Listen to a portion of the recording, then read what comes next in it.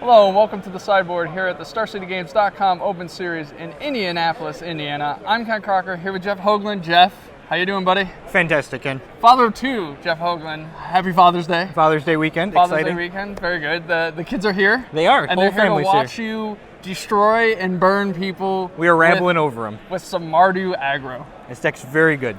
All right. So it's an aggro deck, so it's built around a curve. Yep. So let's talk about your curve. You got creatures curved 1 through 3. So your 1-drop Monetary Swift Spear.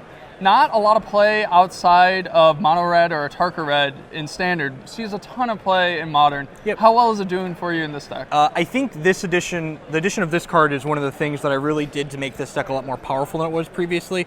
Other iterations of this deck that people had tried generally played more 3-drops like Hoogland Outburst. Sure. And being able to start on 1 in this standard format is very powerful. It allows you to break serve more often than you normally would if you're starting on 1 on the draw and then killing their 2-drop and killing their 3-drop while pushing damage still. And especially with everyone coming in with enter the battlefield tap lands. Yes. Getting out with the 1-drop, especially with haste, probably putting It's a lot of fantastic, pressure. yep.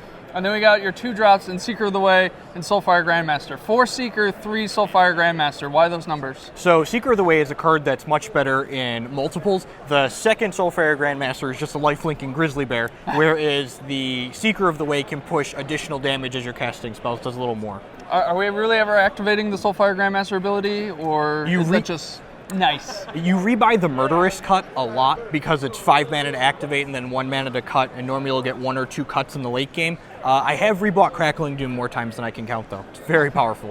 And then finally, like you mentioned, we're raveling people. We got 3 of Goblin Ravelmaster. So once again, Ravelmaster doesn't see a lot of play outside of the mono red or Tarka red decks. Yep. And everyone seems prepared for it, or at least they were at one point. How has this been for you, really, compared to like other 3-drops that might be ran instead? So, like, the way you have to look at Goblin Ravelmaster is that sometimes it gets 1 for 1 and dies. Sure. And other times you play it and it wins the game all on its own. And really there's no other 3-drop in standard like Monastery Mentor is the card that people compare it to a lot, where that card needs a lot of extra help alongside of it. Okay. Whereas if Rabblemaster's just hanging out, he's likely winning the game. Fair enough. So we have a lot of burn. Yeah. So we got Wild Slash, Lightning Strike, Crackling Doom, Stoke the Flames. Now we only have a 3 of on the Stoke the Flames and Wild Slash. Wild Slash is something you can buy back pretty easily if you were to use Soulfire Grandmaster. Why aren't we running the full 4? So there's only so much room to fit sweet cards in the deck, and it's not so powerful that we want to play the full 4, but having access to some of them, in addition to being powerful with Soulfire Grandmaster, also gives this build of Mardu a much better mono-red matchup, whereas the Mardu Dragons deck tends to struggle because it's more top-heavy. Having more cheap removal makes that much better for us. The only 3 Stoke the Flames is an acknowledgement to the fact that we're not playing cards like Hoogland Outburst. So because we don't have a bunch of token producers, we're often paying the full 4 for Stoke. So it's slightly less good than it would be in a deck that's making a bunch of tokens. Sure, and you're trying to keep your mana curve down anyways. Correct. And then finally, we have the Murderous Cut that you mentioned, just the 1 of, a little sweet 1 of, and then a 2 of Mardu Charm. So Mardu Charm has 3 abilities. Which one do you use the most? Which one do you use the least? They're all very good.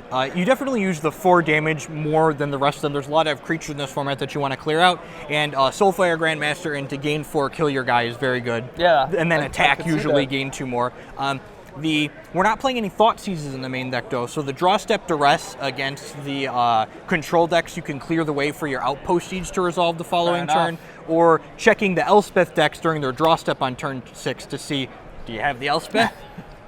Fair enough. And like you mentioned, so the thing that brings this whole deck together is you're not running 1, 2, or 3, but you're running the full 4 Outpost Siege.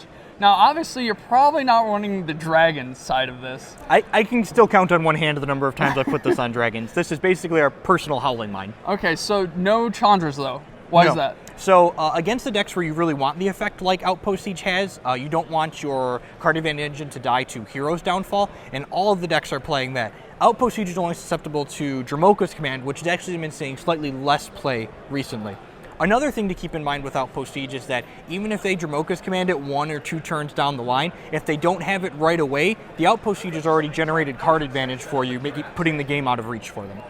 And that card advantage really comes in handy when we go to your sideboard, because you have a full transformational sideboard, including an extra land drop, plus you got your Elspeths, your Thought Seizes, your Glare of Heresies, your Anger of the Gods, all your sweepers, and hostilities. Like, When do you bring in the control package?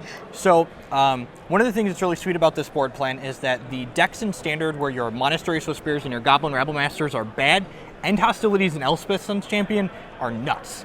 The big green decks have a really hard time beating the End into Elspeth curve. Sure. And if you ever resolve End Hostilities while you have Elspeth on the table, the game generally ends on the spot.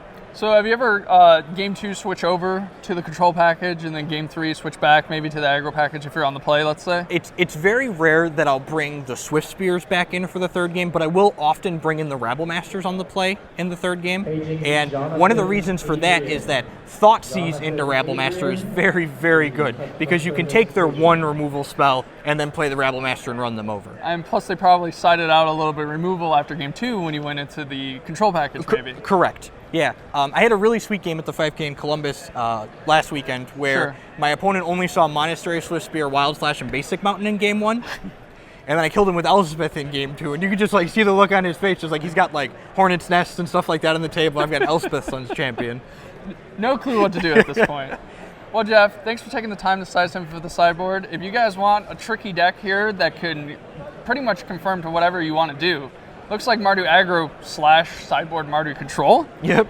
is where you guys want to be. But otherwise, stay tuned for more Standard action here in Indy.